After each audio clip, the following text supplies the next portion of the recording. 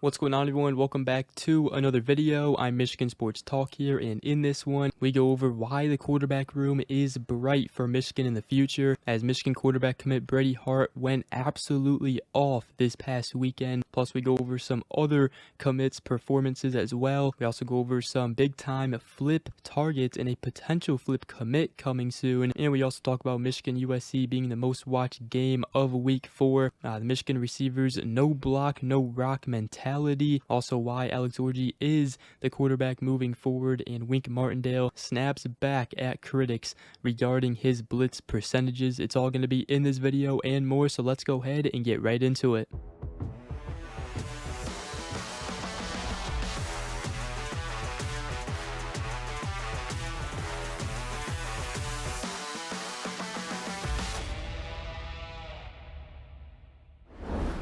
Alright, so we got some recruiting news to talk about in this video, but first I wanted to talk about some Michigan commits, how they performed over the weekend, and it was highlighted by the 2026 quarterback commit Brady Hart, who is the 4-star top 100 quarterback, one of the best in the 2026 class. Comes from Cocoa, Florida, and I tell you what, this kid is going to be a problem at the next level. This past weekend, he completed 27 of 38 passes for 527 yards, 4 touchdowns, and just 1 interception. Now, his team did lose 54-51 in a very high-scoring game, but I mean, this was a huge, outstanding performance from Brady Hart. And I tell you what, I cannot wait to watch Brady Hart ball out in the big house. This is also why I keep telling people, the quarterback room for the future is very, very bright. They have a lot of talent, and this season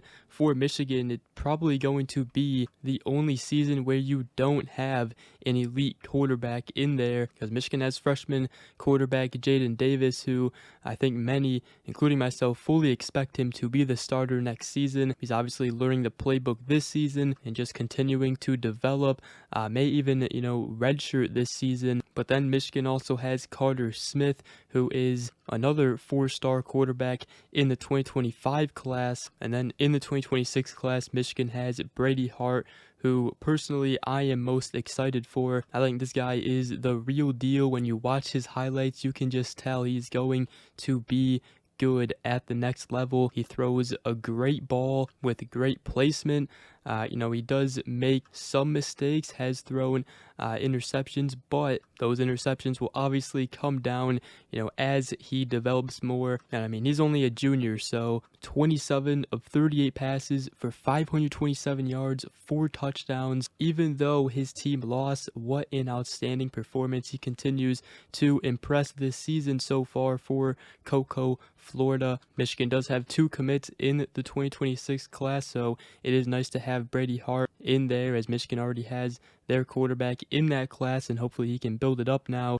He already did say that, he expects Michigan in this 2026 recruiting class to be in the top 5 as he looks to build it up. There were also a couple more recruits who had some pretty good stats this past weekend. Running back Jasper Parker rushed for 139 yards and 2 touchdowns, also caught 2 passes for 34 yards. The outstanding top 100 wide receiver commit Andrew Marsh, he recorded 3 receptions for 80 yards and a touchdown. And I would believe Andrew Marsh potentially has a chance to start at wide receiver next season. He is just that good. The 4-star edge Jalen Williams did have a sack in his game. The 4-star defensive back Jaden Sanders recorded 3 tackles. Also on the offensive side had 48 receiving yards. And the 2026 defensive back commit Brody Jennings recorded 2 tackles and a pass deflection. But obviously the big one highlighted by Brady Hart's performance, 527 yards, 4 touchdowns. Cannot wait for him to play in the big house. Now, I did want to talk about some recruiting news as well.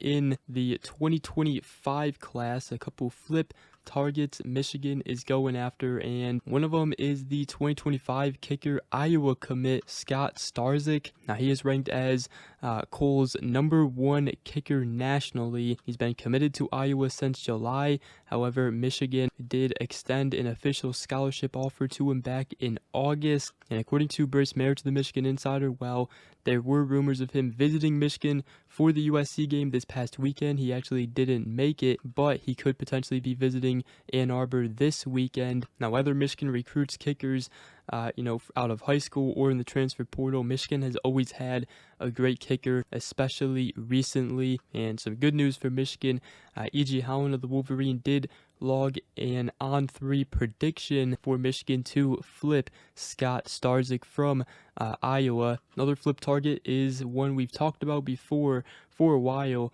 ever since he committed elsewhere, and that is the 2025 four-star safety Alex Graham, who is currently a Colorado commit. Michigan has been monitoring him, though. He has been limited recently due to injuries, but this is one that if Michigan really wants, they could go after him and flip him from Colorado.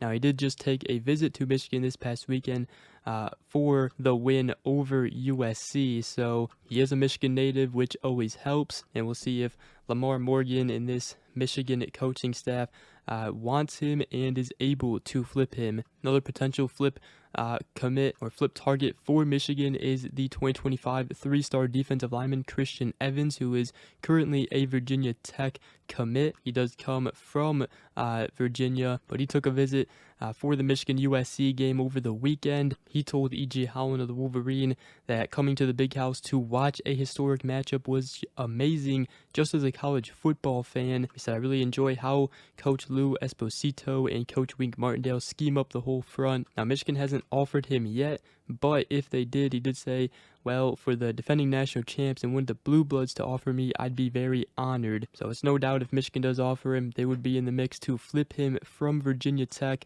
Michigan, is still in need for another defensive lineman, and they have been monitoring, a couple targets in the 2025 class. So, I'm sure they'll continue to monitor them and pick out the best ones that stand out to them. And to end this video, did want to talk about what some coaches and players are saying, more in particular on Michigan's offense. But before that, did want to mention that Michigan USC was the most watched game of week 4 on any network with 6.3 million viewers. It was also the most watched 3:30 p.m. Eastern Time Week 3 game on CBS in 10 years, up 37% versus last year's game of Ole Miss in Alabama. In the game, it peaked with more than 10 million viewers. So a lot of people watched Michigan pull off the upset over USC and watched them dominate them in the trenches and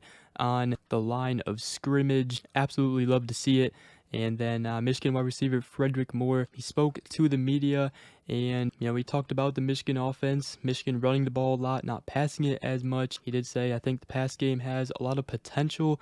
I know we are going to throw the ball more, but I know that it's a team sport, so I got to go out there and block. He did say, I enjoy blocking, and obviously the saying is no block, no rock. That's how I go. He did say, I know all my guys can be able to get open. That's no problem with the receivers. We're going to get the ball there too, because I know Alex has an arm. But at the end of the day, he said, as long as we just get the dub. Now, Michigan offensive line coach Grant Newsome did speak on the run versus pass of Michigan's offense. He said, I don't think anyone in this program cares how sexy it looks, just as long as we get it done. And he is confident that the pass game can be there, and did point out the critics who have questioned if Michigan had enough pass game to win for years. I feel like that is something that usually happens almost every year, but at the end of the day, right now, Michigan is playing, Michigan football. Wink Martindale also spoke on Alex Orji. He said, one thing about being old, I do have experience, and I've seen quarterbacks take over an offense and run with the offense,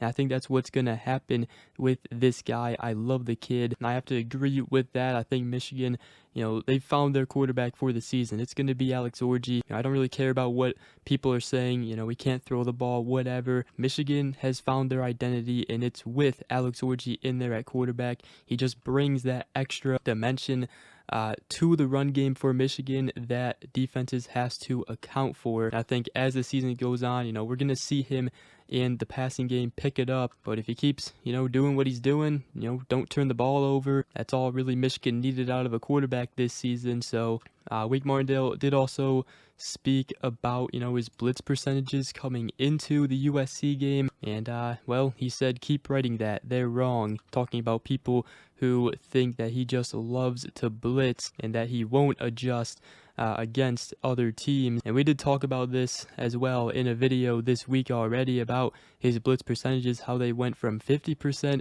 all the way down to nearly 30% against USC, which is why this Michigan defense is going to be even more scarier moving forward now that we know Wink Martindale will adjust if he needs to. But with that, that's going to wrap up today's video. Hope you guys did enjoy. If you did, make sure you guys go ahead, drop a like, comment down below, and subscribe for more if you are new around here. I greatly appreciate it. And other than that, we will see you guys in the next video. Go Blue.